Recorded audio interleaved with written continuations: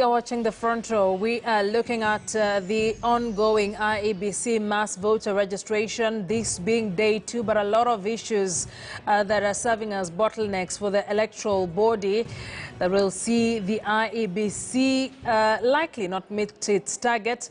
And I'm speaking to Joshua Changwony, who's a member of the ILOG Steering Committee, as well as the Executive Director, Constitution and Reform Education Consortium, CRECO, as well as Dr. Eric Komolo, an advocate, joining us virtually. But before we get back to the conversation, will the IEBC meet its target of enlisting 6 to 7 million new voters? Well, it appears that the Commission will be encountering major challenges meeting this target due to the issue of uncollected IDs. Authorities say thousands, if not millions, of national IDs remain uncollected in government offices. Moige William with that report. The National Identification Card is a basic requirement needed before anyone is registered as a voter. But even as the 30 days registration exercise kicks off countrywide, many youths anticipating to become new voters may not be able to do so. This is because their IDs are still lying in various pickup stations. Wale watu ambao hawajachukua IDs zao zenye zimelala pale kwa register of persons waweze kuchukua zile IDs ndio waweze kuwa wapigaji kura mwaka ujao. Waache kuwa wanasema kila wakati viongozi ni wabaya na hawachaguani. In Upper Eastern Region, for example, despite registering more than 40,000 persons who attained the age of 18 years in the past year, more than 9,000 cards remain uncollected. Wale watu wameapply na zikatengenezwa in Upper Eastern, it is 40,394. Kwa hao watu wameapply na zimetoka, kuna watu ambaye hawajakuja kuchukua. Na watu ambao hawajakuja kuchukua, it is 9,407 ambaye siko kwa offices, they are ready, lakini they are not collected. The situation in Mombasa and Kisumu counties are not any different. In Mombasa County, more than 6,000 lie uncollected. In Kisumu County, the number is 20,000. The IDs are lying at the Huduma centers. We are calling out on all Kenyans, each and everyone who just maybe lost their ID and came and replaced it at the center, to still follow up and come and get it. The Department for National Registration Bureau has rolled out an exercise of doing mobile registration as well as pick-up points for the IDs. Sasa tunaenda hiyo kwa field mahali karibu na watu wako. Kwa sub-chief, tunaweka watu wetu hapo, alafu watu wanakuja kuchukua vitambulisho hapo. Tukitoka hapo tunaenda mahali ingine. Now we are doing a mobile registration. The biggest challenge in the one-month-long exercise that kicked off today to register new voters lies in the huge number of uncollected national identity cards. Moige William, KTN News. Right, Moige William, and a report he prepared yesterday on day 1 of the mass voter registration exercise that was officially launched by the IEBC in Nakuru County. And it's very interesting that even as we're talking about funding, and we'll get to that, there's another big issue that thousands, if not millions, of national IDs remain uncollected in government offices. And it is this very document that you need for you to register as a voter, Joshua. Yes, you need the national identity card in order to register and become a voter and participate in elections in our country. Or alternatively, you can use the valid Kenyan passport to register as a voter. Either of those two documents which the law provides. And you produce the document that you use to register as a voter during elections. So you cannot register using an ID, and then during voting you produce a Kenyan passport. You will not be allowed. So the details has to be in the document, to be same as the document that you presented during the registration as a voter. But the question that you've asked of many national identity cards not being collected by Kenyans or by the owners in order to use in voter registration. Yeah, that is the reality. It's the sad reality that we have in our country, but is largely contributed by, the planning aspect of, the administrators. I mean, the civil registrars that we have, because, the timeliness of civil registration is not an exercise that enables Kenyans to get these documents on time. And that is why there is a rush where people are now remembering that this document is very important for me to register as a voter.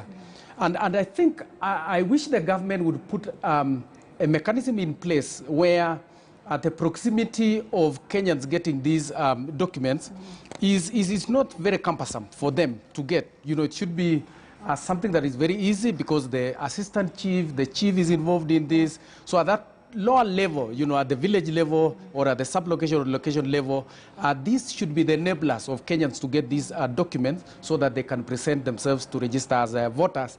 But I think the way the situation is now, it is important to encourage Kenyans that they pursue in terms of getting these national identity cards, not the Huduma card number. Because there's confusion there. Yeah. It should be the national identity card number because that is what the law provides for.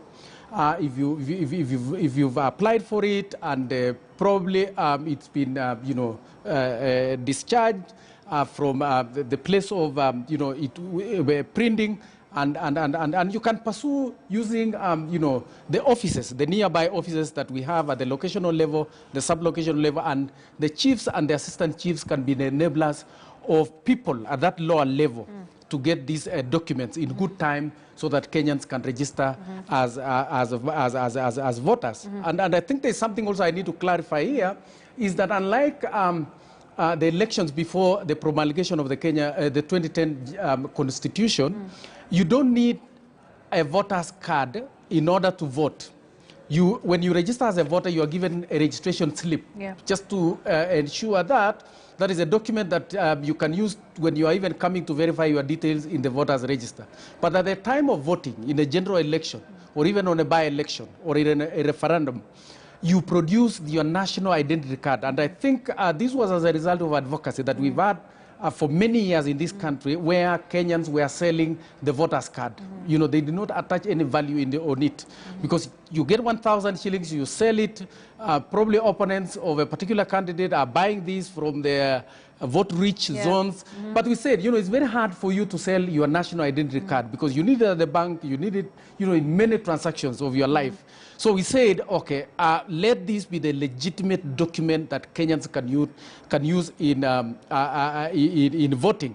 But I think to conclude in my answer is to echo what Dr. Komolo has said, that we don't need to engage in a prolonged process of having Kenyans to register to become citizens of this country and again come to register as voters. In South Africa, for example, when you attain the age, adulthood, I mean, to register as a citizen of that particular country, you automatically become a voter. And you can imagine the savings in terms of expenditure that country saves, you know, to do other development, engagements, you know, in their country. But you look here, we are engaged in spending billions of Kenya shillings in an exercise that we could have even avoided. But of course, it's a question of trust, because elections in Kenya are more surrounded by perceptions.